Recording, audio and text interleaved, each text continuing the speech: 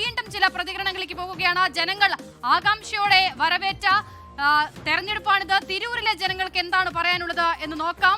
സ്വാഭാവികമായും മലബാർ മേഖല വലിയ ആകാംക്ഷയാണ് ഈ തെരഞ്ഞെടുപ്പിൽ. അതിൽ തന്നെ തിരൂരുണ്ടായ സംഭവങ്ങളൊക്കെ നമ്മൾ കണ്ടതാണ്. അപ്പോൾ എന്താണ് തിരൂരിലെ ജനങ്ങൾക്ക് പറയാനുള്ളത്? ജനങ്ങളിലേക്ക് കൂടുതൽ ആളുകൾ പറഞ്ഞു കേൾക്കുന്ന UDF പിടിക്കുന്നതാണ്. പക്ഷെ ഒന്നും പറയാൻ പറ്റില്ല.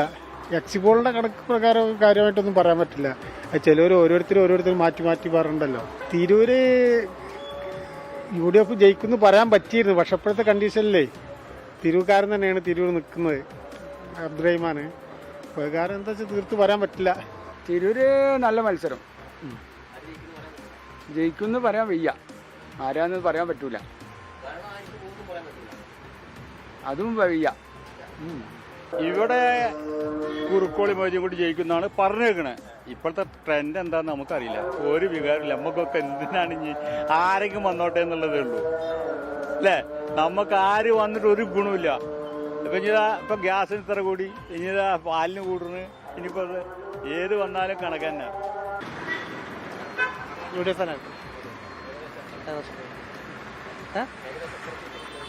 ഏകദേശം ഒരു 70 സീറ്റിന് മുകളിൽ എന്തായാലും കേരളത്തിലെ LDF തന്നെ വരും.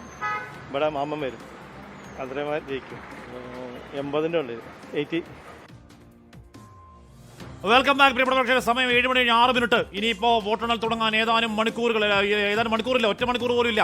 ഇനി 54 സെക്കൻഡുകൾ മാത്രം ബാക്കി. 54 മിനിറ്റ്. ആകെ രാവിലെ കിളിവറക്കുന്ന അവസ്ഥയുണ്ട്. 54 മിനിറ്റ് മാത്രം ബാക്കി. 54 മിനിറ്റിനപ്പുറം കേരളത്തിന്റെ ജനവിധി എന്ത്, കേരളത്തിന്റെ തലവിധി എങ്ങോട്ട്, ഭാഗതയം എങ്ങനെ എന്നൊക്കെയുള്ള സുപ്രധാനമായ ചോദ്യങ്ങൾക്ക് ഉത്തരം വരാൻ പോകുന്നു. പ്രിയപ്പെട്ട പ്രേക്ഷകരെ, ഒരിക്കൽ കൂടി നമ്മുടെ പ്രിയപ്പെട്ട സുഹൃത്ത് മാജിദ് സ്ക്രീനെ പ്രേക്ഷകർക്ക് പരിചയപ്പെടുത്തുന്ന കാര്യമില്ലെങ്കിൽ കൂടി എല്ലാവരുടെയും അടുത്ത സുഹൃത്താണെന്ന് അറിയാമെങ്കിൽ കൂടി ഒരിക്കൽ കൂടി പറയുകയാണ്. ഇതാ അങ്ങോട്ട് നോക്കൂ, എന്തൊരു മനോഹരമാണ് ആ മാജിദ് സ്ക്രീൻ. ഒറ്റ നോട്ടത്തിൽ തന്നെ ഏതെങ്കിലും തരത്തിൽ ജാടകളില്ലാതെ, വേലകളില്ലാതെ, ഏതെങ്കിലും തരത്തിൽ സങ്കീർണതകളില്ലാതെ, ബോട്ടില്ലാതെ, കള്ളമില്ലാതെ, ചതിയും വഞ്ചനയും ഇല്ലാതെ ഏറ്റവും ഒടുവിൽ കേരളം 140 മണ്ഡലത്തിൽ LDF എത്ര, UDF എത്ര, NDA എത്ര എന്നുള്ള തലക്കുറി ഏറ്റവും ഒടുവിൽ ഫ്ലാഗ് മാസ്റ്റ് പോലെ അങ്ങനെ നിൽക്കുകയാണ്. 3 കോളങ്ങൾ LDF, UDF, NDA. എത്ര സീറ്റുകൾ ഓരോരുത്തർ നേടുന്നു എന്ന് കൃത്യമായി തന്നെ അതിന്റെ കൺസോളിഡേറ്റഡ് കണക്ക് എപ്പോൾ കണക്ക് വന്നു തുടങ്ങും അപ്പോൾ മുതൽ ഈ പറയുന്ന രീതിയിൽ ഏതെങ്കിലും തരത്തിൽ KTD ഇല്ലാതെ കൃത്യം സമയത്ത് ആധികാരികമായ അതേസമയം ആദ്യമായി തന്നെ പ്രേക്ഷകർ കാണാൻ പോകുന്ന 3 കോളമാണ് ഏറ്റവും top column. LDF, UDF, NDA.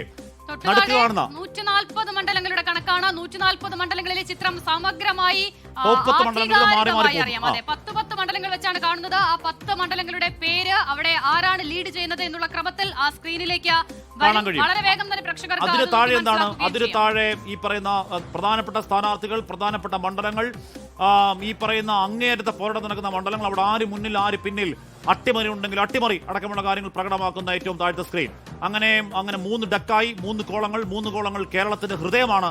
ആ 3 കോളങ്ങൾ കേരളത്തിന് മാത്രമല്ല ഈ പറയുന്ന ബാക്കി സംസ്ഥാനങ്ങളിലെയും വിവരങ്ങൾ അപ്പപ്പോൾ വന്നു പോകും. അപ്പോൾ പ്രിയപ്പെട്ട പ്രേക്ഷകരെ, മാജിദ് സ്ക്രീനിൽ തുടരുക.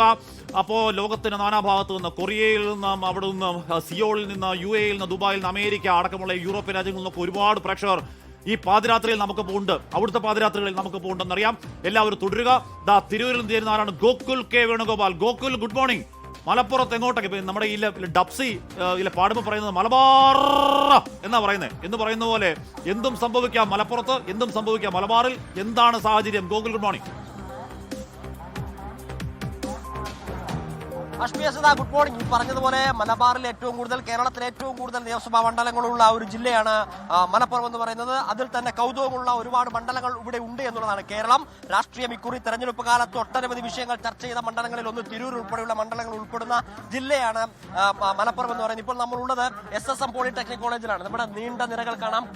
കൗണ്ടിംഗ് ഏജന്റുമാരാണ്, വിവിധ രാഷ്ട്രീയ പാർട്ടികളുടെ കൗണ്ടിംഗ് ഏജന്റുമാരൊക്കെ ഇതിനകത്തേക്ക് കയറാൻ പോകുന്നുള്ളൂ. ഇനി ഏതാനും നിമിഷങ്ങൾക്ക് 8 മണിയോടുകൂടി പോസ്റ്റൽ ബാലറ്റുകൾ എണ്ണി തുടങ്ങുന്നു. 8:00 ആദ്യ ഫലം വരുന്നു. മലപ്പുറത്ത് എന്ത് സംഭവിക്കും എന്നുള്ളത് ഒരു കൗതുകം അല്ല ആകാംക്ഷയൊന്നും അവശേഷിക്കുന്നില്ലെങ്കിൽ കൂടിയും മുസ്ലിം ലീഗിന്റെ ഒരു പച്ചക്കോട്ട എന്നൊക്കെയുള്ള വിശേഷമുള്ള മലപ്പുറത്ത് അത്തരത്തിൽ അതിനപ്പുറത്തേക്ക് മറ്റൊരു വിധി ഉണ്ടാവില്ല എന്ന് ഇടത് വലത് കേന്ദ്രങ്ങളൊക്കെ ഒരുപോലെ പറയുന്നുണ്ടെങ്കിൽ കൂടിയും എന്തൊക്കെയായിരിക്കും ചില മണ്ഡലങ്ങളിലെ ഫലം എന്നറിയാനുള്ള ആകാംക്ഷയും കൗതുകവും ഒക്കെ ബാക്കിയാണ്. ഈ പറഞ്ഞതുപോലെ മലപ്പുറത്തെ PK കുഞ്ഞാലിക്കുട്ടി മത്സരിക്കുന്നു. കേരളത്തിലെ ഏറ്റവും വലിയ ഭൂരിപക്ഷം മലപ്പുറത്തെ PK കുഞ്ഞാലിക്കുട്ടി നേടുമോ എന്നൊരു കൗതുകവും ആകാംക്ഷയും ഇക്കുറുണ്ട്. കാരണം നേരത്തെയൊക്കെ 40,000-ത്തിലധികം വോട്ടിന്റെ ഭൂരിപക്ഷം മലപ്പുറത്ത് പോയ ഒരു ചരിത്രം മുസ്ലിം ലീഗിന് അവിടെ ഉണ്ട്.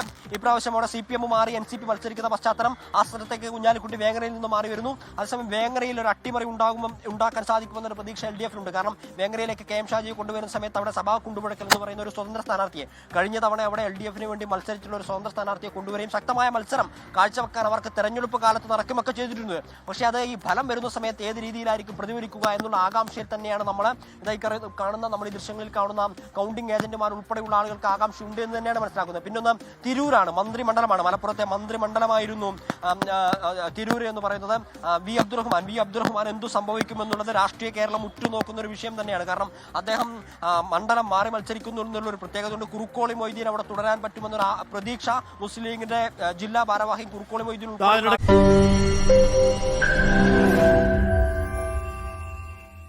ലോകത്തെവിടെയായാലും ഏത് സമയത്തും 24 വാർത്തകളും ഓഗ്മെന്റഡ് റിയാലിറ്റി പാക്കേജുകളും എക്സ്പ്ലെയിനറുകളും വിശദമായി കാണാൻ ഞങ്ങളുടെ YouTube ചാനൽ നിങ്ങൾക്ക് സബ്സ്ക്രൈബ് ചെയ്യാം.